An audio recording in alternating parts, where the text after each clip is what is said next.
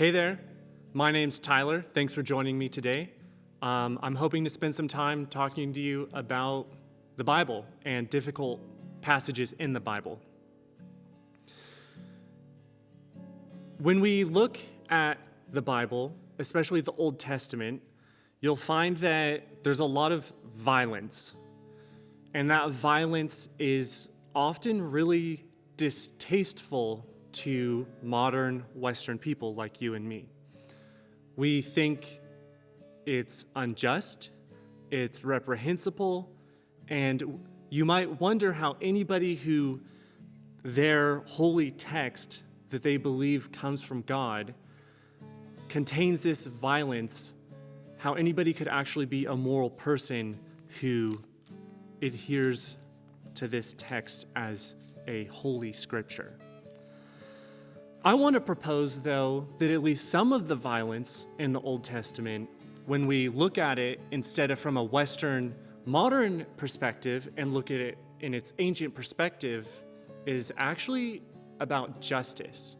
And when we read these texts with trust and sympathy in trying to understand what these ancient people are saying, that these texts can actually make us better people of justice in our modern world. So I picked one of the most violent psalms, which the psalms are prayers and songs to God in the Bible. There's a whole book of them. I picked one of the most violent and distasteful ones for us to look at together. This is Psalm 137.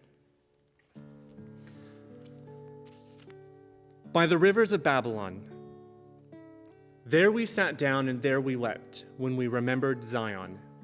On the willows there we hung up our harps.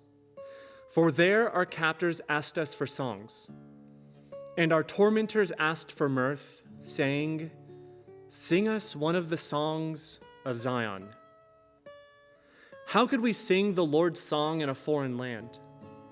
If I forget you, O Jerusalem, let my right hand wither. Let my tongue cling to the roof of my mouth if I do not remember you, if I do not set Jerusalem above my highest joy. Remember, O Lord, against the Edomites, the day of Jerusalem's fall, how they said, tear it down to its foundations.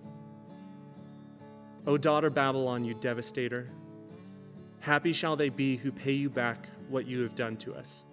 Happy shall they be who take your little ones and dash them against the rock. There's a lot to go into and a lot that I could say about this passage, but I really want to focus just on that last section of it where we meet that violence, and it's disturbing. They ask God to remember against the Edomites, to punish them, and then they bless whoever smashes the Babylonians' children's head against rocks. It sounds reprehensible. It doesn't sound like something a modern person should read and gain something from.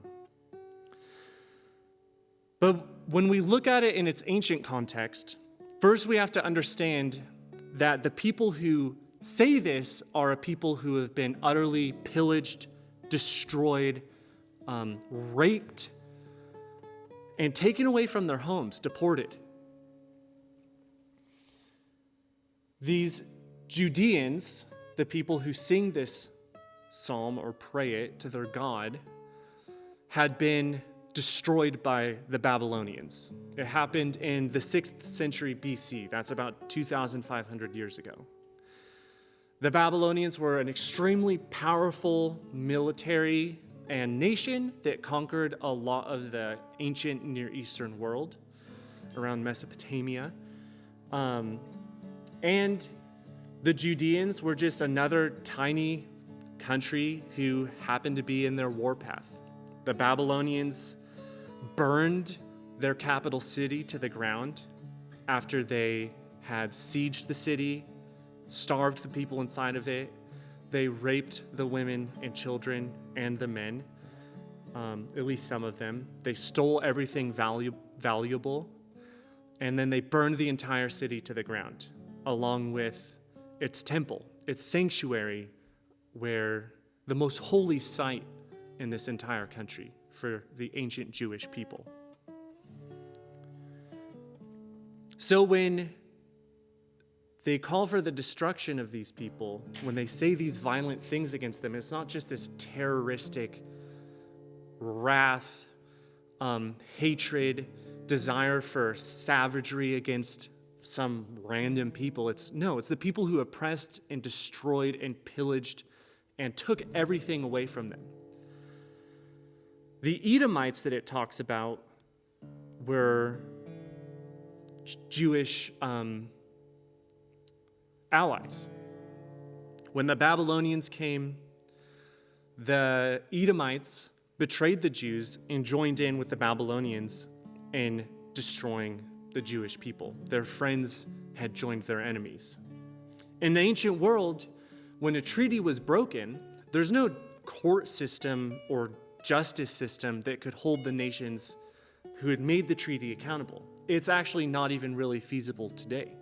The only justice between nations is what we can bring against each other through force and combat, usually. So in the ancient world, when there were no institutions that could bring justice, curses were invoked.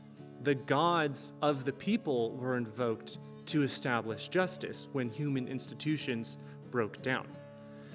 What's being invoked here against the Edomites is a curse that was probably written into their treaty, that they should be punished by the deity when they broke the treaty, when they betrayed the Jewish people. What it is it's a cry for justice when there's no justice on earth. When the Jewish people cry for the Babylonians, children to be dashed against rocks, it's not this angry cry for vengeance, even though some of the people who sang this may have been extremely angry and filled with rage. Ultimately, what it is it's a cry for justice. To establish equity against those who had dashed their own children's heads against rocks. Blessed is the one who establishes justice. In the ancient world, actions had consequences. If you did something wrong, it was believed that something should come back to you, and it was the purpose and goal of the court systems to establish consequences. It's similar to karma, but karma was established through courts and justice system. But when the justice systems broke down because they were corrupt or they were between nations who did not have a justice system over them, then it was up to the deity, the God, to establish that justice.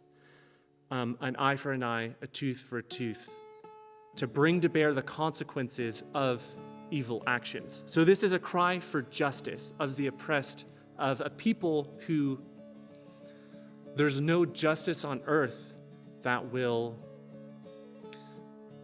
bring the consequences of the Babylonians' actions to bear against them.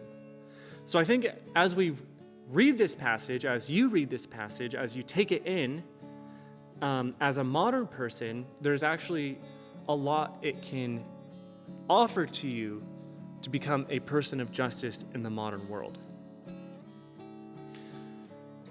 First, it causes you to open yourself to hear and see the cry of oppressed people. Oftentimes we don't want to hear that because it makes us feel confused feelings, uncomfortable feelings.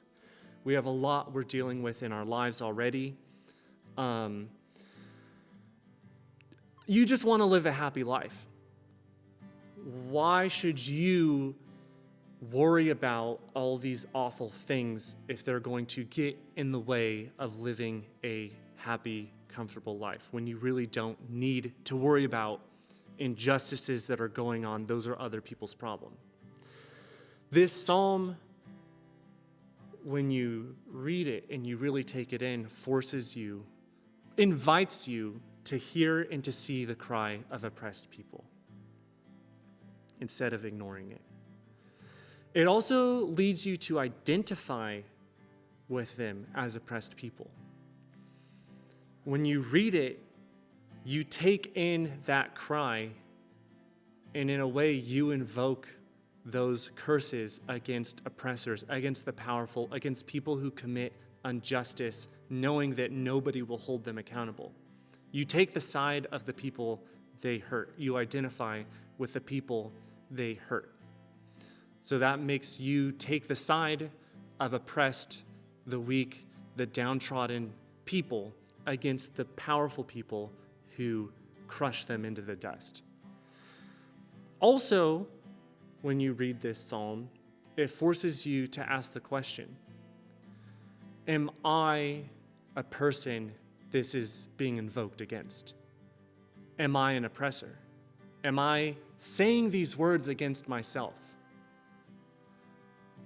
And it makes you wonder how you and your tribe, your people, your nation may be hurting, oppressing, being unfair to other people when there's no justice that will hold you and your people accountable. If you identify with the weak, you really need to ask that question. And finally, it gives a way for oppressed people to express their rage, their anger against the people who have hurt them. We know that repressing emotions is not good. That will cause them to work themselves out in unhelpful and destructive ways. We need a way to express constructively all of the awful emotions we might feel. And this psalm, as a prayer to God of the Jewish people, allows them to take that anger and rage and that hurt they might be feeling, their desire to destroy the people who destroyed them, and give it to God, who for them is perfect justice.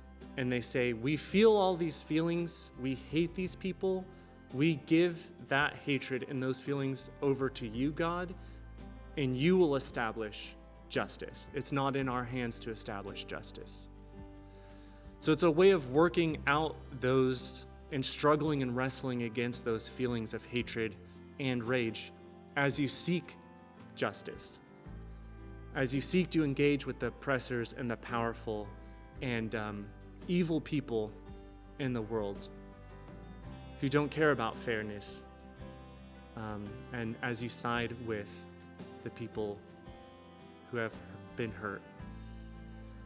So I hope as you look at this psalm, as you take it in, that you see, when you take it in its proper context, that it actually can be a very powerful tool for helping you, as a modern Western person, become a greater person of justice.